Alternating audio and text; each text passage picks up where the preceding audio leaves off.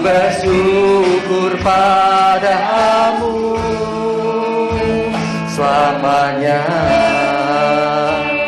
Terima kasih, sungguh kami bersyukur Tuhan atas begitu besar kasih setiamu atas hidup kami. Kami bersyukur untuk penyelamatan yang daripadamu, untuk pengorbananmu. Bahkan kami bersyukur untuk setiap rahmat dan berkatmu atas hidup kami. Apapun yang terjadi atas hidup kami percaya Engkau Tuhan yang setia, tidak pernah meninggalkan kami. Terima kasih ya Tuhan. Pagi ini Tuhan kami juga mau merenungkan firman-Mu. Roh Kudus urapi kami semua ya Tuhan, sehingga kami bisa menangkap pesan Tuhan bagi setiap kami. Dan Roh Kudus juga tolong kami, jadikan kami pelaku-pelaku firman-Mu. Terima kasih, dalam nama Tuhan Yesus menaikkan segala puji syukur dan doa kami. Haleluya, amin. Silakan kembali. Shalom. Bagaimana kabarnya? Wah, cukup lama ya kita tidak bertemu secara langsung. Ya, kita tetap ibadah. Ya, saya ingat pesan dari Bapak kita, Pak Adistanto. Apapun yang terjadi, tetaplah beribadah. Walaupun tidak bisa ketemu secara onsite seperti saat ini, tetaplah beribadah. Ya, di rumah juga masih bisa beribadah. Ya, tapi bersyukur PPKM darurat walaupun masih berlangsung, tetapi kita diizinkan untuk bisa kembali beribadah. Ya, karena kita percaya sesungguhnya kita butuh Tuhan dalam situasi yang tidak menentu. Ya, kabar duka hampir setiap hari. Ya, tapi bersyukur ya belakangan ini agak mulai membaik kondisi Indonesia. Kalau lihat berita, jumlah yang positif sudah jauh berkurang, sampai menembus angka di atas 50.300 sekian kalau nggak salah ya, per orang per hari. Bayangkan, sak monombani wong itu terpapar dalam satu hari. Tetapi puji Tuhan kemarin saya lihat sudah di bawah 20, mungkin 15-16 ribu. Dan kita berdoa terus, semakin hari semakin sedikit yang terpapar. Yang sembuh puji Tuhan lebih banyak daripada kasus baru. Nah, ini kabar baik. Bahkan ada rekan-rekan saya bilang ulang tahun kemerdekaan Indonesia. Ya, jumlah yang sembuh juga semakin banyak. Ya, yang jumlah meninggal masih fluktuatif itu naik turun. Ya, di atas 1.000 orang. Doakan supaya semakin sedikit. Ya, mari kita akan buka Alkitab kita terlebih dahulu dari Galatia 5 ayat yang pertama. Galatia 5 ayat yang pertama.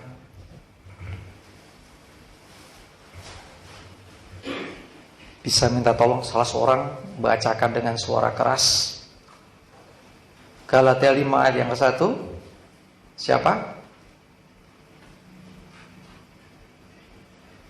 Siapa? Monggo. Galatia 5 ayat Ya. yang ke-1. Kemerdekaan Kristen, supaya kita sungguh-sungguh merdeka. Kristus telah memerdekakan kita, karena itu berdirilah teguh dan jangan mau lagi dikenakan untuk perhambaan. Oke.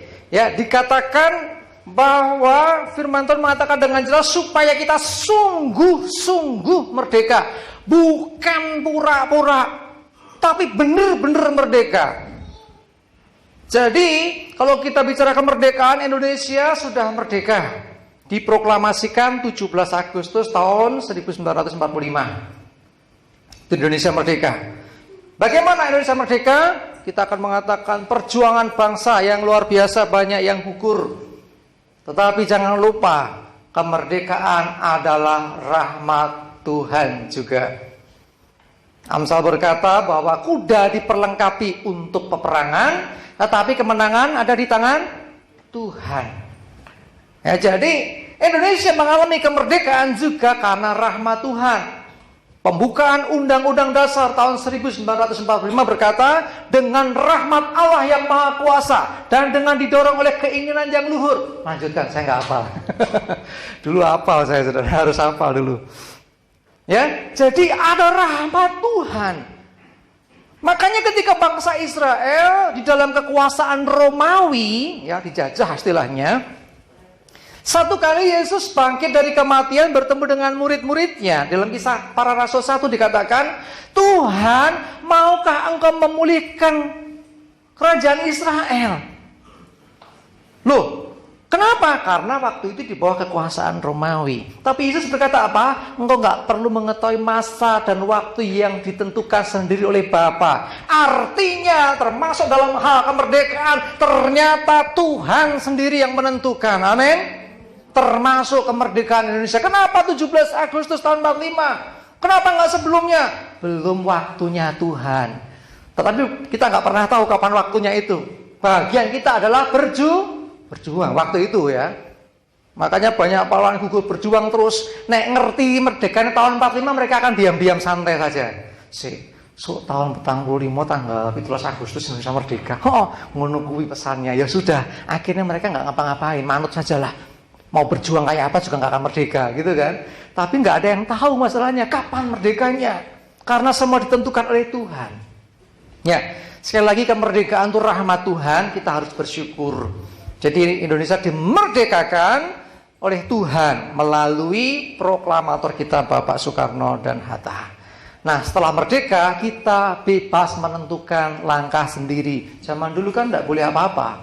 Sekolah saja dipersulit, ya, usaha dipersulit, itu zaman penjajahan. Bahkan tidak sedikit usaha nanti dirampas hasilnya. Zaman-zaman Jepang, zaman-zaman Belanda kan seperti itu. Kita bersyukur Indonesia akhirnya merdeka. Nah, saudaraku dikasih Tuhan, lebih daripada itu, Tuhan bukan hanya memerdekakan Indonesia dari penjajahan, tetapi Yesus juga memerdekakan kita dari perbudakan dosa.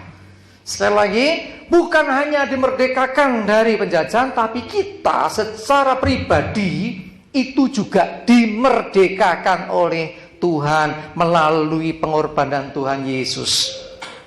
Supaya kita sungguh-sungguh merdeka, Kristus telah memerdekakan kita. Perhatikan, siapa yang memerdekakan kita?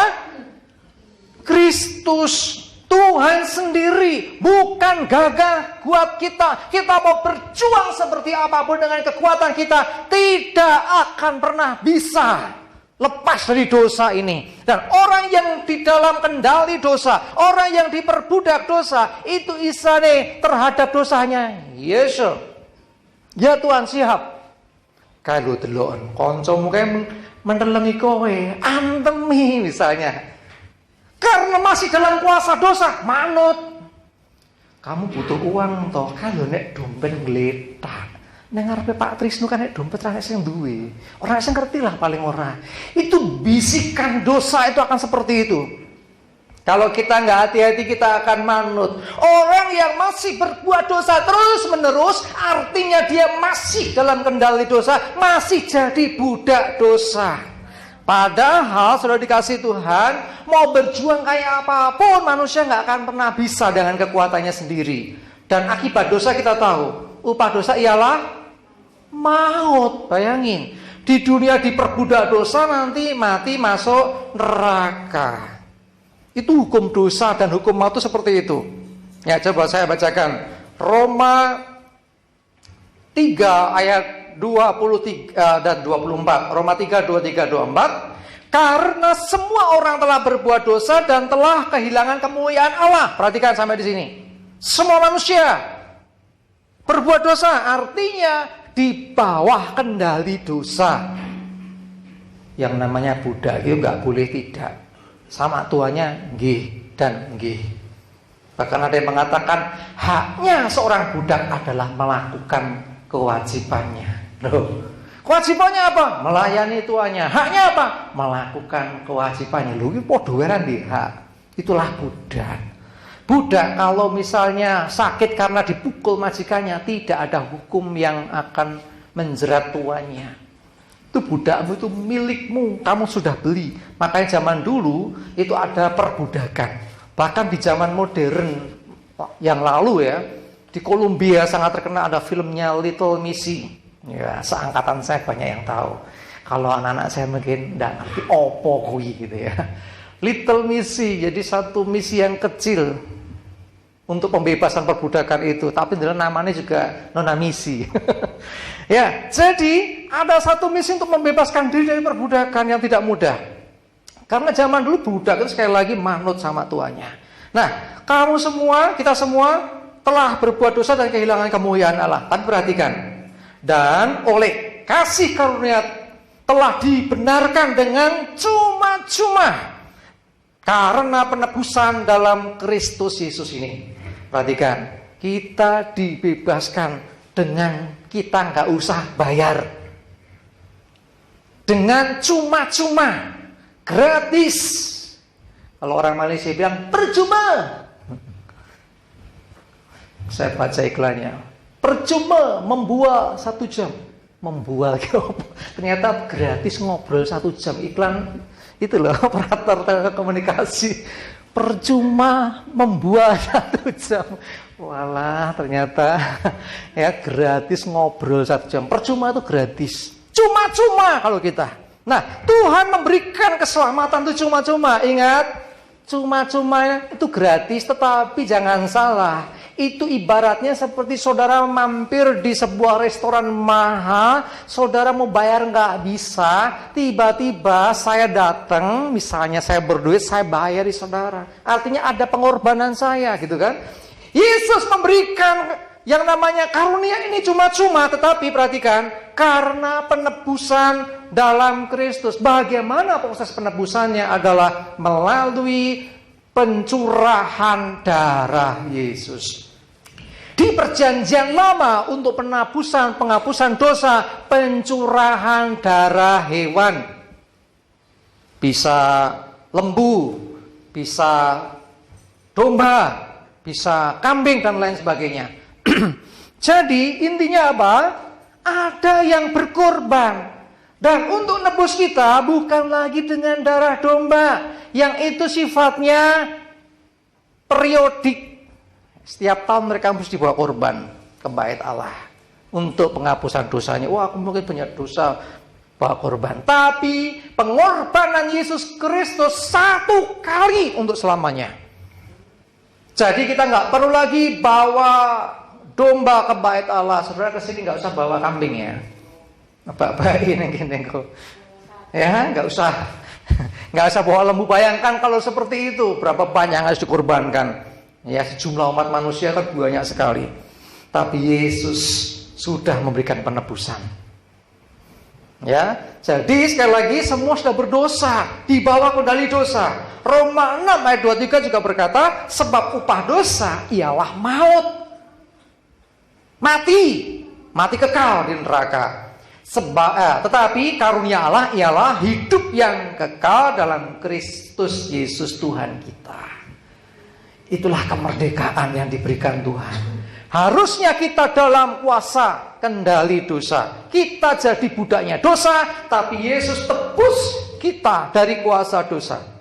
Kita dibebaskan dari hukum dosa dan maut. Artinya hukum mati, dibakar di neraka, itu tidak berlaku lagi bagi orang percaya. Amin.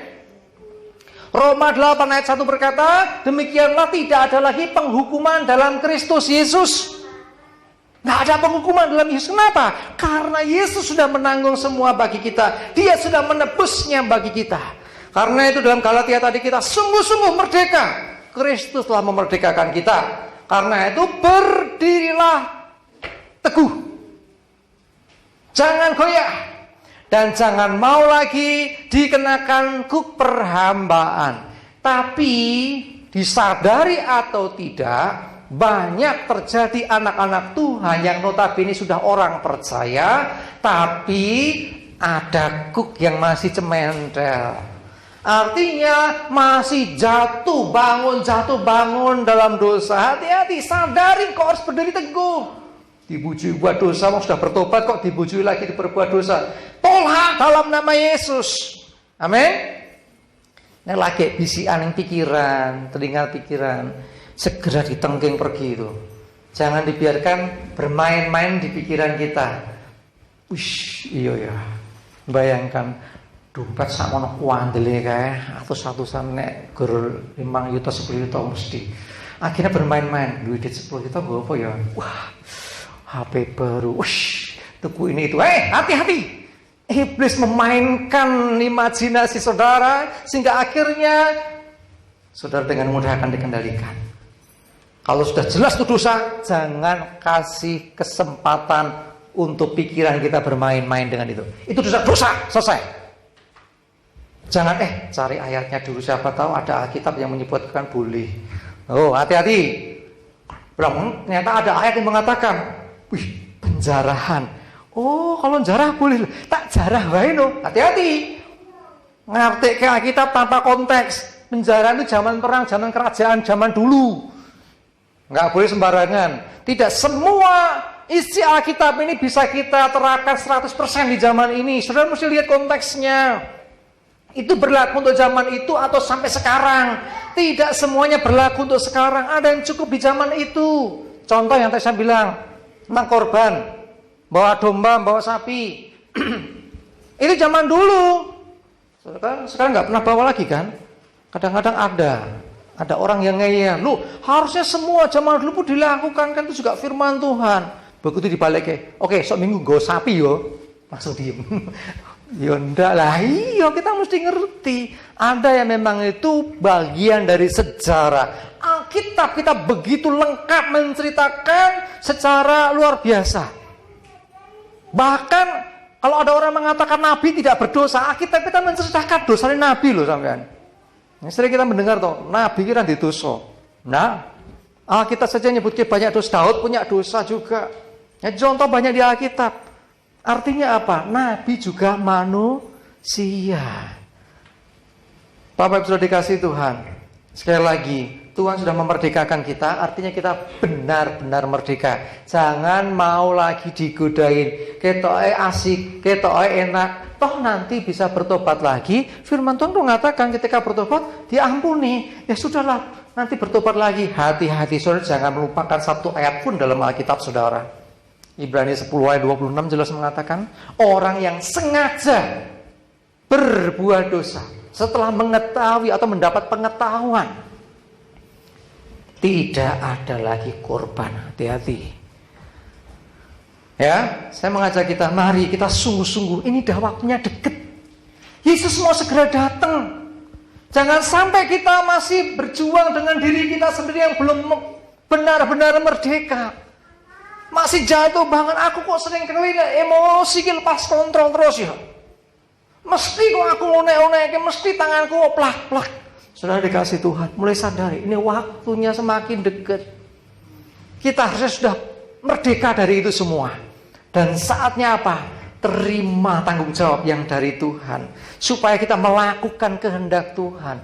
Bukan lagi berjuang untuk diri sendiri yang belum merdeka terus. Roma 6 ayat 18. Saya bacakan. Kamu telah dimerdekakan dari dosa, dari pengaruh dosa, dari perbudakan dosa, dan menjadi hamba kebenaran. Artinya Tuhan kita kebenaran. Ada lagunya mengatakan, Yesus kau kebenaran. Artinya lagi, kita menjadi hambanya Yesus Kristus. Amin. Kalau kita jadi hamba kebenaran, kita akan manut ketika kita diperintahkan apa? Oleh kebenaran. Apa kebenaran firman Tuhan? Kita akan dengan mudah melakukannya karena kita adalah memang hamba kebenaran dan bukan hamba dosa lagi. Hamba dosa akan mudah sekali berbuat dosa. Saya contohkan waktu saya sekolah dulu, teman saya tuh hobinya itu nyebut ke binatang hutan. Satu kali, mbuh piye ceritane ulangan untuk nilai 10 gitu, alias 100. Wah, maksudnya kita kan puji Tuhan, haleluya gitu ya. Dia enggak langsung cul ya. Kebun binatangnya metu sik, kewane metu sik. Aku 110 ki. Iya tuh, salah di mana nih? Ini orang harusnya bersyukur tuh dapat nilai bagus, tapi malah pisuannya metu sik. Nah, itulah sekali lagi, disadari atau tidak disadari, orang yang masih dalam pengaruh atau kuasa dosa, dia akan senantiasa melakukan hal-hal yang tidak benar. Gak bisa bersyukur kepada Tuhan. Ya, dikatakan menjadi hamba kebenaran, artinya apa yang baik, apa yang benar kita akan ikuti. Waktu masih di bawah kuasa dosa, kita bebas dari kebenaran. Artinya apa? Nggak ada kebenaran. Makanya tadi dapat nilai bagus saja nggak bersyukur, malah muni-muni. Bahkan yang ekstrimnya saya kadang antara lucu kok angel. Mulai kayak guru nih lho, orang ngerti tuh. Ya ampun, sampai gini disebut. Ngelus dodo saya kalau mengingat pergaulan di masa yang lalu. Ya, coba lihat lagi sekarang Roma 6 ayat 11 dan 12. Ya, tadi 18, sekarang maju ke sebelumnya. Roma 6 ayat 11 dan 12 saya bacakan. Demikianlah hendaknya kamu memandangnya, bahwa kamu telah mati bagi dosa, tetapi kamu hidup bagi Allah dalam Kristus Yesus. Sebab itu hendaklah dosa jangan berkuasa lagi di dalam tubuhmu yang fana, supaya kamu jangan lagi menuruti keinginannya. Keinginan dosa selalu membuat kita ingin berbuat dosa, membuat kita ingin jatuh dalam dosa. Kita akan dibawa terus berbuat dosa. Firman Tuhan berkata, kamu harus memandang bahwa kamu sudah mati terhadap dosa dan hidup dalam Kristus. Amin. Ya, coba kita lihat hidup kita. Adakah tabiat, tanda kutip, kebiasaan-kebiasaan dosa yang masih sering terjadi dalam hidup kita? Kita minta ampun, minta tolong Tuhan bersihkan itu. Jangan biarkan kita diperhamba. Ya, dikatakan, janganlah dosa berkuasa lagi. Sudah dimerdekakan, jangan sampai dosa berkuasa lagi. Bagaimana dosa bisa berkuasa lagi? Yang pertama, karena saudara masih bergaul dengan dosa. Jadi tidak melepaskan dosa seutuhnya. Yang kedua, kenapa dosa masih berkuasa lagi? Karena saudara kurang bergaul dengan kebenaran, dengan firman, dengan Tuhan. Orang yang kurang bergaul cenderung akan berbuat dosa. Kenapa? Kadang-kadang dia nggak ngerti ini benar atau salah. Dah aku dipendelengi saya antemi no. Seakan kan bener kan? Semulai dia toh. Kita berkata, kasihilah musuhmu. Anda nggak pernah bergaul dengan kebenaran, nggak ngerti tentang seperti ini.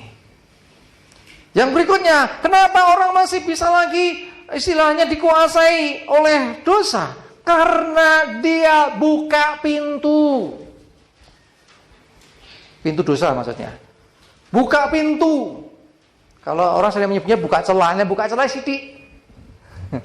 Ya oke, pintu atau celah. Nek pintu gede. Ini sengaja nih. Biar aku bertobat rapopo. Kemarin saya ngobrol sama istri saya, ada seseorang berkata, biarkan aku menikmati dosa. Waduh, ini pintu itu, bukan celah lagi. Nek celah ki sithik. Dosa ora ya? Arane sapa-sapa, engko bertobat iso. Sithik sih. Nek ora ya, masih ragu-ragu sebetulnya. Yang begitu itu akan dimanfaatkan iblis untuk kita akhirnya jatuh juga. Orang kalau tidak strike, tidak secara tegas menolak dosa, kecenderungan dia lebih banyak kemungkinan untuk jatuh. Ketika tahu bahwa sesuatu itu dosa, tidak usah dicoba dibayangkan yang positifnya, yang baiknya, yang enaknya buat kita. Langsung tentukan tidak. Katakan tidak. Jangan kata apa-apa sih. Minta ampun diampuni deh. Dan itu nggak terlalu fatal deh. Hati-hati yang seperti ini yang berbahaya sesungguhnya bagi kita. Mari saya mengajak kita semua. Kita sudah dimerdekakan. Jangan mau lagi dibodohi oleh iblis dengan berbagai macam pikiran negatif, berbagai macam iming-iming. Ingat, iblis itu dalam menjebak manusia untuk jatuh dalam dosa, tidak selalu langsung dikasih sesuatu yang istilahnya jelas. Bagi orang yang baru bertobat, itu kita mudah membedakan ini baik, ini buruk, ini dosa, ini enggak dosa. Pada level tertentu saudara akan dihadapkan ini benar, ini abu-abu.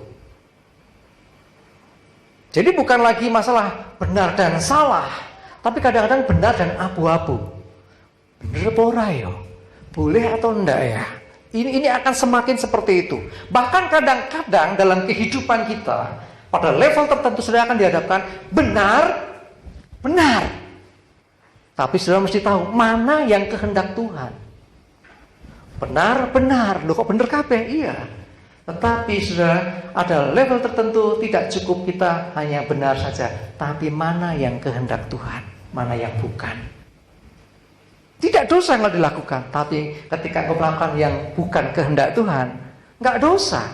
Tetapi ada dampak yang akan kita terima, ada akibat yang kita akan terima. Tetapi kalau kehendak Tuhan, pasti ada penyertaan dan pertolongan. Jemaat dikasih Tuhan, ayo saya mengajak kita, ya, jangan biarkan hidup kita ini berada dalam area abu-abu istilahnya. Tegas. Di sini dosa, di sini kebenaran. Posisikan dirimu di tempat yang benar. Ketika ada yang negatif mau masuk, tolak dalam nama Yesus. Dan jangan izinkan itu berkuasa lagi atas hidupmu. Kita sudah mati bagi dosa. Artinya dosa tidak berkuasa lagi. Sementara kita hidup bagi Kristus. Yang artinya kehendak Kristuslah yang senantiasa kita kerjakan dan lakukan dalam hidup kita. Ingat, jika Tuhan memerdekakan kita, ketika anak itu memerdekakan kita, yaitu Yesus Kristus, maka kita benar-benar merdeka. Ya, kalau kita merdeka, kita punya kuasa. Negara yang merdeka selalu punya tentara, angkatan perang untuk menjaga supaya kemerdekaannya tidak hilang lagi, supaya nggak dijajah lagi. Sama, miliki pertahanan diri. Jangan biarkan kuasa dosa menguasai hidup kita lagi.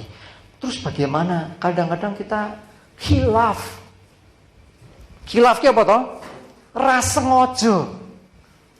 ngojo piye? Ya istilahnya di luar kesadaran. Kita berbuat dosa. Bagaimana dengan itu? Segera datang kepada Tuhan, minta ampun. Tuhan ampuni, aku khilaf Tuhan. Aku tadi buat salah, Tuhan ampuni. Jangan nunggu besok minggu. Soalnya ibadah tak minta ampun. Kesuwen. Saat kau menyadari engkau sudah buat dosa, segera merendahkan diri di hadapan Tuhan. Minta ampun. Jangan sampai engkau diperbudak oleh dosa. Manusia ngene lali ya. Khilaf juga kadang terjadi ya. Tetapi ketika kau menyadari engkau sudah berbuat salah, segera minta ampun. Jangan nunggu besok, engkau sisan diropel lah sisan kese. Hati-hati. Tanpa disadari ada yang seperti itu. Ada yang baju salah terlanjur basah. Ya sudah mandi sekali. Malah nyanyi. Tambah dosa lagi, sok kan bisa bertobat. Saya mau beritahu saudara, Allah tidak pernah membiarkan dirinya dipermainkan. Ini firman Tuhan. Apa yang ditabur orang, itu akan dituai. Saat kau sengaja berbuat dosa, engkau sudah menabur sesuatu di sana. Dan yang Anda tabur itu dosa. Dan buahnya di dunia sudah mengerikan. Dan nanti endingnya kematian. Lu kan aku udah percaya Yesus, gak cukup percaya Yesus saja kalau engkau tidak menjadi pelaku firman. Tidak cukup engkau hanya percaya saja, tapi hidupmu tidak mencerminkan kehidupan orang percaya. Kalau Yesus itu juru selamat, sudah percaya. Setan juga percaya. Ya, setan percaya. Pada suatu kali anak-anak Imam Skewa itu ngusir setan. Caranya unik. Aku menyumpahi engkau dalam nama Yesus yang diberitakan oleh Paulus. Ngomongnya kan gitu. Setannya gimana? Yesus aku tahu. Tahu kan dia? Paulus aku kenal. Tahu kan? Dia tahu, ya itu ngerti. Jadi kalau kita hanya percaya saja, apa bedanya? Yang membedakan adalah kita menjadi hambanya. Hamba Yesus Kristus. Hidup dalam kebenaran. Melakukan perintah Tuhan. Amin. Itu yang membedakan. Iblis percaya tapi cuma percaya dalam arti Mang Yesus juru selamat. Dia percaya sebatas itu.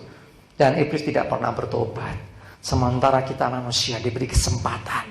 Ketika kau bertobat, kau percaya sungguh-sungguh kepada Yesus, hiduplah menurut tuntunan Tuhan Yesus melalui firman Tuhan. Saat kau menghidupi firman Tuhan, berarti engkaulah anak-anak Tuhan. Jadi sekali lagi, Kuncinya adalah sesungguhnya hubungan kita dengan Tuhan. Hubungan itu terjadi ketika ada doa, pujian, penyembahan, juga firman Tuhan terus terjaga dalam hidup kita. Saat kita seperti itu, terus ketika iblis datang mau mencobai kita sudah punya pedang. Pedang roh kita adalah firman Tuhan. Sudah ambil pedang itu, sudah hunuskan firman Tuhan itu. Sudah katakan setan pasti pergi. Amin.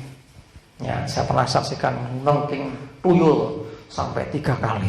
Kenapa kok 3 kali saya tidak tahu. Mungkin iman saya harus di-upgrade dulu. Pertama kali namanya Yesus ranu, waduh sempat ada lah ngenek ralungo bir 2 kali uralungo. Yang terakhir, Tuhan aku percaya hidupku di tanganmu. Terus dalam pikiran saya tuh gampangan ini loh, wes mati sekalipun di dalam Tuhan aku loh. Itu nekat dan gilanya ketika saya teriak paling keras dan dia pergi. Ternyata ngusir setan kudu nganggo iman, ngusir tuyul yang nganggo iman. Oh, betul, itu pengalaman yang gak terlupa ya. Jadi sekali lagi saya mengajak kita, ayo upgrade iman kita. Jangan sampai kita menjadi lemah. Apapun yang terjadi, ingat Tuhan beserta dengan kita. Karena itu jangan biarkan hidupmu kembali kepada kehidupan yang lama. Ada Tuhan bersamamu. Makanya ketika mau ada bisikan berbuat dosa, gak ada yang lihat. Firman Tuhan berkata, aku menyertai kamu senantiasa. Artinya ada penyertaan Tuhan. Artinya ada Tuhan. Jadi ketika mau mengambil sesuatu yang bukan milikmu misalnya. Ini contoh paling gampang soalnya. Sudah ngambil, gak ada orang yang lihat. Tuhan memperhatikan. Nah, bukan milikmu. Balik nih. Saat engkau mengeraskan hatimu, hati-hati. Engkau menyedihkan hati Tuhan. Ditegur Roh Kudus kok gak nurut. Kok malah nekat berbuat dosa? Sok wae bertobate. Saudara, saya mau beritahu, jangan bilang sok bertobate.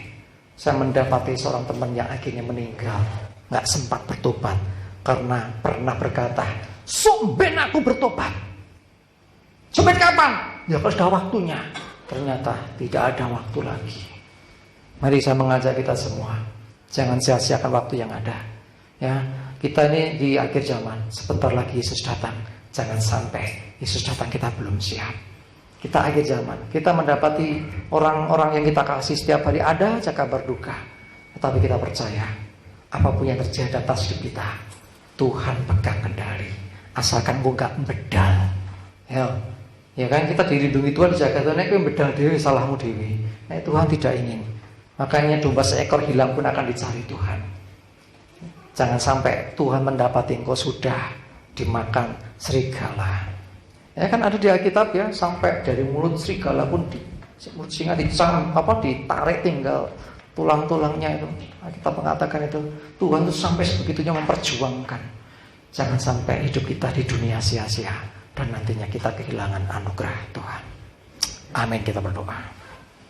Tuhan, terima kasih, kami bersyukur biarlah firman-Mu pagi ini yang menyatakan bahwa supaya kami benar-benar merdeka. Kami tidak lagi di bawah hukum dosa, tidak lagi di bawah perbudakan dosa. Kami menetapkan bahwa hidup kami milik Tuhan. Kami menyatakan kami hamba-hamba-Mu ya Tuhan. Dan kami mau hidup dalam kebenaran-Mu ya Tuhan. Terima kasih Tuhan untuk kemerdekaan yang Tuhan berikan buat setiap kami. Sehingga kami bebas dari hukum dosa dan maut, bebas dari neraka. Tetapi kami beroleh hidup yang kekal. Kami juga bersyukur untuk negeri kami, Indonesia juga bebas dari penjajahan. Kami berdoa supaya Indonesia juga bangkit dan pulih kembali dari pandemi COVID-19. Kami percaya Tuhan, Engkau yang memberi anugerah, Engkau yang akan menolong kami semuanya. Terima kasih firman-Mu sudah disampaikan. Roh Kudus, biarlah Engkau yang menolong kami. Jadikan setiap kami pelaku-pelaku firman Tuhan.